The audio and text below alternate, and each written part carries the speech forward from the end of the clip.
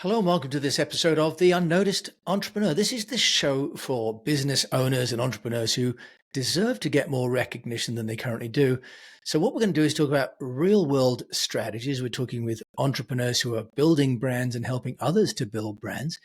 So today I'm delighted to go to Cleveland, Ohio with you, and we're going to meet Jackie Bebenroth, who is the co-founder and CEO of a company called Muse. Jackie, welcome to the show. Thanks for having me, Jim. Well, it's my pleasure because we've got a lot to talk about. You are an entrepreneur. You've had your business, I think you mentioned, for over 20 years over there. And we're going to talk about some aspects, for example, of going from general to specialization when it comes to marketing, and talk about how entrepreneurs are too busy and too trapped inside the jar of their own business to read the label. And that ultimately stops them getting the clients. And I'm really excited because later on, we're going to talk about how you've been building your own personal brand alongside the brand of Muse. And that's something I'm particularly interested in for founders. So, Jackie, tell us about you and tell us about Muse and what you do. Certainly. I started in advertising a little over 25 years ago, and I started as a copywriter, working on messaging, sales messaging for clients. I climbed the ladder and grew through the ranks. I became a creative director, and then about halfway through my career, I shifted over to strategy and I started working on brand positioning. And that's what I do currently through my company. And through Muse, which is museheadquarters.com, by the way, and we'll put that in the show notes. You say on your website that you help brands reach their full potential with clear, confident communication. Tell us, how do you do that? Because isn't everybody communicating in a clear and confident way? Not our clients when they first come to see us. And I'll tell you, the test for this is I'll say to a prospect, tell me about your business. And if they talk for about 20 minutes about this, that, and the other thing, I know they're an ideal candidate for our services. We help brands define their brand narrative. So that means we help them understand what they sell, how they provide value, and ultimately why they do what they do so that they can go out into the world and communicate more clearly and with confidence. I have a question, Jackie. You know, founders start businesses as you've done. I can't believe it's over 25 years ago. That's incredible. And congratulations, by the way, keeping a business going for so long. How do entrepreneurs not know what they're selling or not know what customers are buying from them, which isn't always quite the same thing, is it? What I've found in working with entrepreneurs in particular is that one of two things. Number one, they're so passionate about the business that they believe everyone else shares their passion. And that's simply not true. You have to earn someone's attention when you're talking to them. So a lot of times we'll help cut through that passion with what's important in connecting with the people that they want to sell to. The other side of that coin is perhaps the entrepreneur has grown the business in an organic way over time, and they're simply not communicating at the stage of the life cycle that they're in. When we think about, I like to compare this to personal growth. The way that I showed up in the world when I was a teenager, the way that I spoke was very different than the way that I show up now in the world as a professional and as a more mature individual, right? And I find sometimes that business owners don't make that natural evolution. They might want to show up in the world and garner the price points of a more mature business, but their brand is still speaking like a teenager. And they haven't really made that correlation. So we help them see that and remedy that. I love that. And that's, I think, the best explanation I've ever heard, that as the company grows, the founder doesn't necessarily mature at the same rate, or their self-perception, or their abilities, right, to grow the brand along with the business itself. Jackie, how do you help a company or an entrepreneur then to, if you like, become in alignment between what the business is now in terms of serving and what it is perceived as by the market? How do you help with that? Yeah, so excuse me, we have positioned over 80 brands. And through that work, we've identified some common themes with our clients and we've worked to systematize and bring techniques to the to this evolution and this brand growth.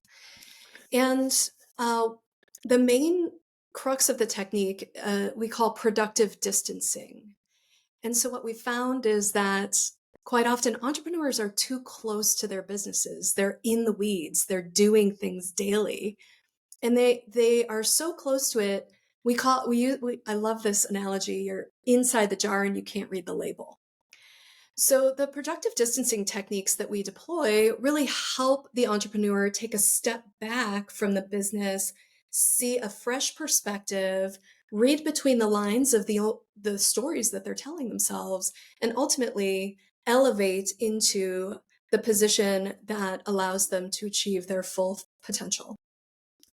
And can the founder sometimes be in danger of sort of not moving on with the brand? Are there times that you find, Jackie, that the company outgrows the founder? Jim, that is a great question. I have seen that before. And I think, it takes a lot of courage to change.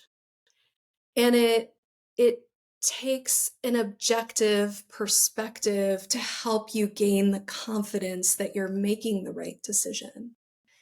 And so half of our work, we used to call our service brand therapy because we would have those types of intimate conversations with the entrepreneur to help them understand, you know, where do you want to go as a person, and how can your business align with that goal? And ultimately, if those two things aren't aligned, that's okay. There's an exit strategy to be planned for, right? Yeah, yeah, exactly, Jackie. So that's really, really interesting. And I guess there are some entrepreneurs who love to start things and then pass it on to someone else that might grow it and eventually administer it as it becomes more mature. Jackie, you are, and I apologize, you're the founder of the company. I said at the beginning co-founder, but I double checked, and you're actually the principal. And so even more congratulations for keeping a business going for 25 years. As an entrepreneur in your own right, how have you been building the Muse brand? Because you yourself have had to mature, haven't you, over 25 years? And growing a branding business is a very competitive space, isn't it, with new generations of people coming in? So how have you managed to keep the brand relevant and continue to win clients? Yeah, so first of all, I mean, I've done my own fair share of personal growth. I've had multiple coaches over the years to help me sort of evolve into breaking through whatever was holding me back, typically fear. But from a business strategy perspective, and we see this with our clients as well, as an early stage business, for cash flow purposes, you're taking everything you can get. Somebody wants to buy pineapples, we sell pineapples. We also sell strawberries. You want this over here, right? So there's a natural tendency to be a generalist in your space. And what we've done at Muse and what we look for and support our clients in is this concept of niching in over time. And the idea is that the more specialized you become, whether that's a horizontal specialty, meaning that's an industry specialty, I'm sorry, the horizontal is more of a service specialty, or a vertical specialty, which is more of an industry specialty.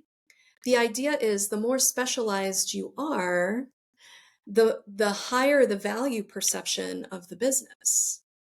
And so we help clients really sort of slim down their service set and understand what's important to them as they move forward. And so for Muse, we went from being a generalist marketing agency to being a brand strategy and content marketing agency. Those are two horizontal specialties. and we serve primarily the food and wellness industries. So in doing that, we're able to really present ourselves as an expert in those industries. And we've been able to build and systematize processes for the services inside our wheelhouse. And all of that has added up to we get paid more for for that. And we can command a higher price point versus what we were charging 10 years ago. Yeah, Jackie Bebenroth we're talking to here, who's running a company called Muse, which is Muse Headquarters.com in Cleveland. Now, the challenge sometimes for entrepreneurs about going into niches is that fear, isn't it, that the niche will become a cul-de-sac, right? That you're getting to a smaller and smaller market, and you end up with a sort of a client mix of one. Or in the PR Yes. business, which I was in, you'd have a client that would only allow you to work with them and not another company in the same industry. Microsoft were famous for this. How do you help companies, not be in a niche that's too small for them and their appetite to grow? Oh, Jim, I learned this firsthand. So I actually I I niched in too far when I made the decision to sort of slim down the industries that we served. By the way, we market ourselves as an agency that serves food and wellness. We'll take many different clients in many different industries. We just don't market ourselves that way. So that kind of helps with the fear, like, oh yeah, I can accept a client. Maybe we don't put them in our portfolio, but maybe they're great for brand strategy. And so they're building in our service wheelhouse. So that's number one. But number two, if you niche in too far too fast, uh, something that looks great on paper, an opportunity that looks great in theory, might not play out that way. And so for us, the biggest lesson we learned in following our own advice, but niching too fast, we went after the functional medicine market. And this was right after the pandemic. We were coming out of the pandemic. I had some PPP funds that I wanted to invest in our new specialization of wellness. And I thought, this is a core audience in wellness. They touch all these other services and products. Like, if we get in here, this is great. Beyond that, on paper, this industry is growing and growing and growing. So there's nothing but an ocean of opportunity. So I spent a lot of money and a whole lot of our team's time building content, paying for a proprietary report, doing PR, pitching keynote speeches, all of the things that I'm sure you tell your audiences to do when building visibility. And we got the word out there, but I'll tell you, we only got, after 18 months, 3 small clients, none of whom were profitable. And what we found in really interviewing that audience after the fact, they didn't want to buy what we had to sell. They didn't have the budget for it, and they felt like they could DIY it themselves because they're doctors and Oh, they can how do interesting. anything. So all that said, I'm out, $60 to $80,000, but instead of carrying that through with a sunk cost bias, I decided to cut the cord. We still have the report on our site. We still passively market to this audience, but we're not actively going Jackie, after it's them very anymore. honest of you to share. And we've all got in our archives things that we've built or done that never see the light of day. So you kindly shared that story already for me. But you've been building Muse. But one of the things I want to talk with you about was, as an entrepreneur, you've been getting business through your own personal brand strategy. So I'd love for you to share with us how you are getting a sort of a dual brand strategy going, and how you're experiencing the benefits and maybe the dangers of that for us. Sure. So within the last 12 months, I've decided to work on my own personal brand. I've never done this before. Uh, I've really, my brand is really limited to inside the 4 walls or the Zoom screen. And as a result, my methodologies and my techniques really, they have a limited reach to my client base. And I was really opposed to building a personal brand for a long time because number one, I'm not a narcissist. Okay. I'm kind of like, I don't want to be boastful and put myself out there. I think there's a fear associated with the feedback loop that I might get on my personal brand. But I actually hired a positioning expert who helps um, high profile people build their personal brands. So I'm a positioning expert. I hired a positioning expert to help me read my own label. And I worked with him for 6 months. And what came out of that was this concept of productive distancing. This is what we do. It's a proprietary set of techniques and a process. And that is something that I can really stand on as a platform and help get the word out. So, first and foremost, I can help more entrepreneurs, which is my first intention always. 10 years ago, it probably would have been more ego driven. And then, second to that is, every time I stand up on stage, I get a new lead. So there's a lot of Jackie, I business love that. And benefit to they've that done a as well. brilliant job. Wonderful, wonderful pictures. And I'm interested. You think you have to be a narcissist to do personal branding? Because for everything I'm learning, it's an essential part of being an entrepreneur is having a personal brand to support the company brand, because it gives you the opportunity to experiment, doesn't it? And also with a methodology like productive distancing, if you just keep repeating that inside your own niche, there's only so many times you can repeat that, right? But actually, you're going to be finding new clients and new niches. Just tell us, what is productive distancing? Can you share that with us, or is that giving the game away? We have to hire you as a speaker to get that information. No, not at all. And in fact, I'll be working on 2024. I'll be working on a book around it and all of the things, following our own advice, content, and all of that. But uh, so productive distancing is the art of asking the right questions to go deeper into uncovering the true value perception of the brand. And with this technique, we start inside the business. I think a lot of brand experts will tell you to look at the market, look at who you're selling to, start there. Look at your competitive set, understand how you can be different. But really, the true value of the business on an established business is inside the organization. And so we work with our clients to ask a series of perception based questions of the executive set and of the employees. And once we have those answers, we evaluate the common themes and discrepancies, pull that out, and then align them with sort of customer surveys. And therein lies that overlap, that alignment between internal and external perception that is almost always the strength and the value of the organization. And entrepreneurs don't see it if they're not asking those questions. So productive distancing is really nothing more than a set of very strategic questions. And sometimes we find that people don't want to really hear the answers. Why would they not want to hear the Um, answers, do you think? because the answers are often different than their own perception of the company. And Yeah. that is a scary thing. It's a very uncomfortable thing to shift your own mindset around a Very, company very that you've interesting. built. We could definitely dive into this in more detail, but as you know, unfortunately, we've only got sort of 20 odd minutes on this show, but we will be including Jackie Bebenroth's details in the Sure. show notes, of course, as always.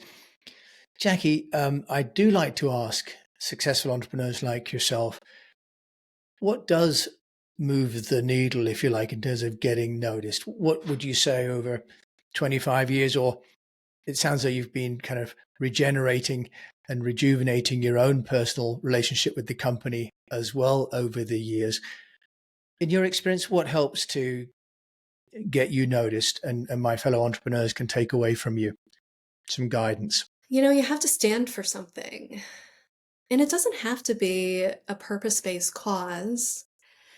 But when your name, whether it's your personal brand or your company brand, comes up, there's a first thing that comes to mind in someone's brain. Someone, like, they immediately have a feeling or a thought. And one of the questions that we ask in productive distancing is, what are the first three things? What are the first three words to come to mind when thinking of this organization? And the ultimate goal is for those three words to be common across all of the audiences that you ask. And if you're doing it right, then that will be true, and that's what you can stand on. So whether that's a topic, an emotion, or just a set of things, like, you want to be a go-to, and that's going to help with recall when someone needs you or your product or service.